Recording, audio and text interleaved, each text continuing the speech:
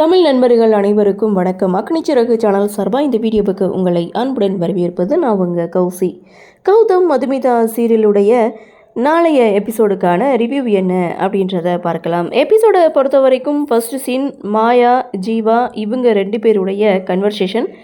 கௌதம் சொன்னதுனால மட்டும்தான் ஜீவா மாயாவை பார்க்க போகிறாங்க. அப்போது மாயா தான் செய்தது தவறு அப்படின்றத கூட உணராமல் இன்னும் அந்த திமிரோட தான் பேசிகிட்டு இருக்காங்க.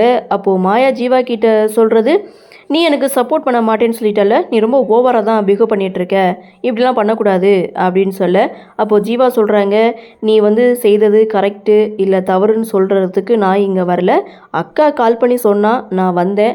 மாமா உங்ககிட்ட பேச சொன்னார், நான் பேசினேன். அவ்வளோதான் நம்ம 2 பேருக்கு இடையில இருக்கிற ரிலேஷன்ஷிப். இனிமேல் நம்ம 2 பேருக்குள்ளே எதுவுமே கிடையாது. ஆனாலும் இவ்வளோ பெரிய விஷயத்தை நீ என்கிட்டேருந்து மறைச்சிட்டல. ஸோ இவ்வளோ நாளும் நீ சொல்லி ஆட்டிகிட்ருக்க ஒரு பொம்மையாக தான் நான் இருந்துகிட்டு இருந்திருக்கேன். ஆனால் இனிமே அப்படி கிடையாது அப்படின்னு சொல்ல, நீ ரொம்ப ஓவராக தான் பண்ணுற அப்படின்னு மாயா ஒரு பக்கம் பேச, அப்போ ஜீவா சொல்கிறாங்க, ஸோ இவ்வளோ பெரிய விஷயத்த நீ மறைச்சிட்டல்ல அப்படின்ட்டு, நீ கல்யாணத்துக்கு முன்னாடியே கன்சீவாக இருந்திருக்க, ஆனால் அதை நீ என்கிட்ட சொல்லலை, மறைச்சிட்ட அப்படின்னு சொல்லி ஜீவா கோவப்பட்டு மாயா கிட்டே பேசிகிட்டு இருக்காங்க. அப்போது மாயா சொல்கிறாங்க, ஸோ நீ என்னுடைய பாயிண்ட் ஆஃப் வியூலேருந்து யோசிச்சு பாரு அப்படின்னு சொல்ல, அதே தான் ஜீவாவும் சொல்கிறாங்க. ஸோ இவ்வளோ பெரிய விஷயத்த நீயே ஒரு முடிவெடுத்து நீ செய்துட்ட, ஆனால் என்ன ஒரு நிமிஷம் நீ யோசிச்சு பார்த்தியா, என்னுடைய பாயிண்ட் ஆஃப் வியூவில் நீ யோசிச்சு பார்த்தியா அப்படின்னு சொல்லி ஜீவா கேட்கும்போது, அதே தான் நான் சொல்கிறேன், எனக்கு ஒரு நியாயம் உனக்கு ஒரு நியாயமா அப்படின்னு சொல்லும்போது, உங்ககிட்ட இனிமேல் பேசி எந்த ஒரு பிரயோஜனமும் கிடையாது அப்படின்னு சொல்லிட்டு ரூமை விட்டு வெளியில் போகிறாரு ஜீவா. அப்போது மதுமிதாவுடைய அப்பா அம்மா 2 பேரும், நாங்கள் வீட்டுக்கு கிளம்புறோம், ஜீவா கூடவே மாயாவை இருந்து பார்த்துப்பான், நாங்கள் கிளம்புறோம் அப்படின்னு சொல்ல, வீட்டுக்கு வந்துட்டு போங்க, ஏன் உங்கள் முகம் ஒரு மாதிரி இருக்குது அப்படின்னு சொல்லி கௌதம் ஒரு பக்கம் கேட்க, அதெல்லாம் ஒன்றும் இல்லை மாப்பிள்ள, பார்த்துக்கிறோங்க, நாங்கள் கிளம்புறோம் அப்படின்னு சொல்லிட்டு மதுமிதாவுடைய அப்பாவும் அம்மாவும் ஹாஸ்பிட்டல்லேருந்து கிளம்புறாங்க.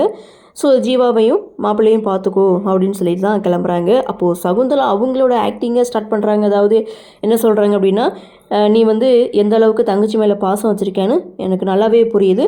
ஸோ இனிமே நம்மளுடைய பாசத்துக்கு இடையில் 3வது ஆளாக நான் வரவிட மாட்டேன் அப்படின்னு சொல்லும்போது மதுமிதாவுக்கு கோவம் வந்துடுச்சு. இப்போ நீங்கள் யாரை சொன்னீங்க 3வது ஆளுன்னு, நீங்கள் யாரை சொன்னீங்க, உங்கள் வாயாலேயே சொல்லுங்கள் அப்படின்னு சொல்ல, கௌதம் சொல்கிறாங்க, விடு மதுமிதா அப்படின்னு சொல்ல, இல்லைங்க அவங்க 3வது ஆளுன்னு யாரை சொன்னாங்கன்னு அவங்களே சொல்லட்டும் அப்படிங்க, நான் ஒன்றை சொல்லலை, சண்டையே வேணாம் விட்டுரு அப்படின்னு சொல்லும்போது, அப்போது பாட்டி சொல்கிறாங்க, ஆக மொத்தம் மதுமிதா கேட்ட கேள்விக்கு நீ பதில் சொல்ல போகிறதில்ல அப்படித்தானே அப்படின்னு சொல்லி இவங்களுடைய கன்வர்சேஷனை முடிக்கிறாங்க. அப்படியே சீனை கட் பண்ணால் மாயாவை வீட்டுக்கு கூட்டிகிட்டு வந்துட்டாங்க. ஸோ மாயாவை ரூமில் விட்டுட்டு நல்லா ரெஸ்டடு அப்படின்னு சொல்லி கௌதம் மதுமிதா 2 பேரும் அவங்க ரூமுக்கு வராங்க. அப்போ மதுமிதா கௌதமை பார்க்க என்னாச்சு அப்படின்னு சொல்லி கேட்கும்போது, உங்களை என்னால் புரிஞ்சிக்கவே முடியல, சில சமயம் கோவப்படுறீங்க, ஒரு சில சமயம் குழந்த மாதிரி நடந்துகிட்ருக்கீங்க, இன்னொரு பக்கம் கண் கலங்குறீங்க, உங்களை என்னால் சரியாக புரிஞ்சிக்கவே முடியலை அப்படின்னு சொல்லும்போது, நான் அப்படி தான் தங்கச்சி மேலே அப்படி ஒரு பாசம் அப்படின்னு சொல்லும்போது, மாயா தப்பு பண்ணிட்டான்னு தெரிஞ்சும்போது கோவப்பட்டு அடிச்சிங்க, அவளுக்கு ஒன்றுனதும் கண் கலங்கி நின்னீங்க, தங்கச்சிக்கு மட்டும்தானா இல்லை ஒய்ஃபுக்கும் அப்படி தானா அப்படின்னு சொல்லும்போது, கௌதம் அந்த இடத்துல இப்படி ஏதாவது நடந்து தான் அன்பை காட்டணும் அப்படின்னு கிடையாது, ஸோ உங்களுக்கு எதுவும் நடக்க விடாமல் அதுக்கு முன்னாடியே நான் பார்த்துப்பேன், அப்படிலாம் சொல்லாதீங்க அப்படின்னு சொல்லி வாயில் கை வைக்கிறாங்க. ஸோ இந்த இடத்துல ஒரு குட்டி ரொமான்ஸ் சீன் மாதிரி காமிச்சிருப்பாங்க. இந்த பக்கம் மாயா இங்கே மாத்திரையை எடுக்க ட்ரை பண்ணுறாங்க, ஆனாலும் அவங்களால எடுக்க முடியல. எங்கள் பக்கத்தில் ஜீவா உட்காந்துட்ருக்காரு, ஜீவாவை கூப்பிடுறாங்க, ஆனால் ஜீவா எடுத்து கொடுக்க முடியாதுன்னு சொல்கிறாங்க. ஸோ நான் உனக்கு வச்ச நர்ஸ் கிடையாது அப்படின்ட்டும், உனக்கும் எனக்கும் இடையில இனிமேல் இப்படி தான், உன் இஷ்டத்துக்கு உன்னுடைய கெரியர்னு சொல்லி என்னென்னமோ முடிவெடுத்த, இனிமேல் நீ உன்னுடைய கெரியரை பார்த்துக்கோ, நான் என்னுடைய கெரியரை பார்த்துக்கிறேன், இனிமேல் நம்மளுக்கு இடையில அவ்வளோதான் அப்படின்னு சொல்லிட்டு ஜீவா அங்கேருந்து எழுந்து போகிறாங்க. மாயாவுக்கு இது மிகப்பெரிய அதிர்ச்சி தான்.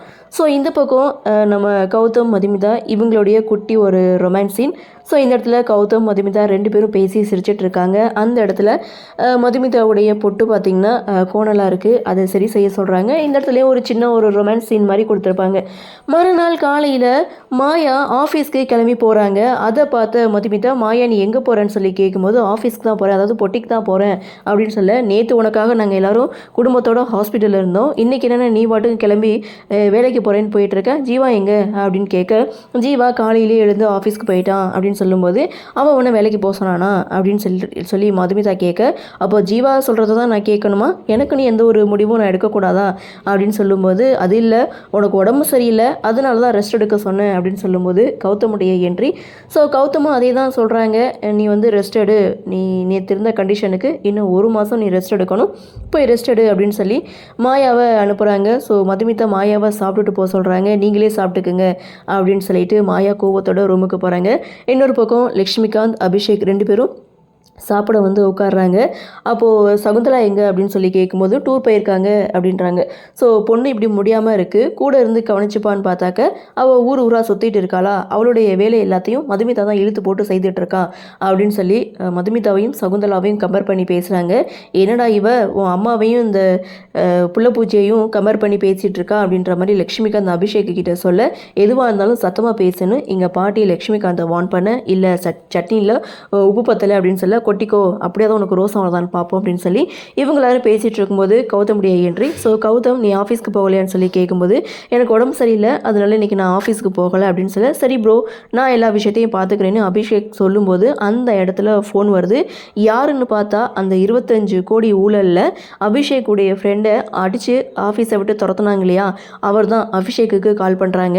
யார் என்னன்னு கேட்கும்போது என்னுடைய ஃப்ரெண்டு தான் அப்படின்னு சொல்லி இங்கேருந்து ஃபோன் பேசாமல் வெளியில் வந்து ஃபோன் பேசிகிட்டு இருக்காங்க. அவர் பார்த்திங்கன்னா அபிஷேக்கை மிரட்டுறாங்க. அதாவது நீ 25 கோடியை நீ ஆட்டையை போட்டு போயிட்ட, ஆனால் மொத்த பழியும் ஏமேல சுமத்திட்ட, இன்றைக்கி நான் குடும்ப நடத்த கூட காசு இல்லாமல் தெருவாக சுற்றிட்டு இருக்கேன், அதனால் எனக்கு கொஞ்சம் பணம் வேணும் அப்படின்னு சொல்ல, எந்த நேரத்தில் கால் பண்ணணும்னு உனக்கு தெரியாது, சரி யார்கிட்டையாவது 5000 10,000 நான் கொடுத்து விட்றேன் அப்படின்னு சொல்ல, எனது 5000 10,000 நீ அடிச்சிருக்கிறது 25 கோடி, எனக்கு 2 லட்சம் ரூபா பணம் வேணும் அப்படின்னு சொல்ல, ஏய் உனக்கு 2 லட்சமா, அதெல்லாம் ஒத்த பைசா கூட கொடுக்க முடியாதுன்னு அபிஷேக் வர மிரட்ட, அப்படியா இப்போ நான் எங்கே இருக்கேன் தெரியுமா, உன் வீட்டு வாசலில் தான் அப்படின்னு சொல்லி அபிஷேக் முன்னாடி வந்து நிற்க, அபிஷேக் பயப்படுறாரு, ஓடி போய் அந்த ஃப்ரெண்டை வந்து தனியாக மறைச்சி வைக்கிறாரு.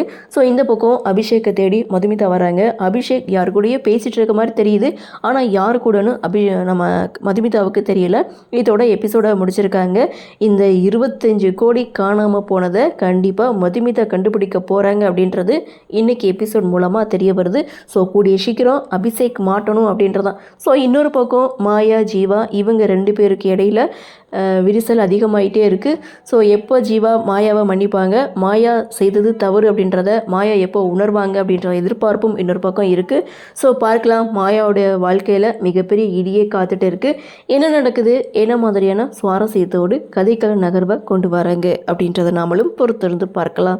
இன்றைய பகுதி பற்றின உங்களுடைய கருத்தை வழக்கம் போல் கமெண்ட் செக்ஷனில் பதிவு பண்ணுங்கள். இந்த வீடியோ உங்களுக்கு பிடிச்சிருந்தா லைக் பண்ணுங்கள், ஷேர் பண்ணுங்கள், மறக்காமல் நம்ம சேனலை சப்ஸ்கிரைப் பண்ணிக்கிறீங்கன்னு சொல்லி இந்த வீடியோவிலிருந்து விடைபெறுகிறேன். நன்றி, வணக்கம்.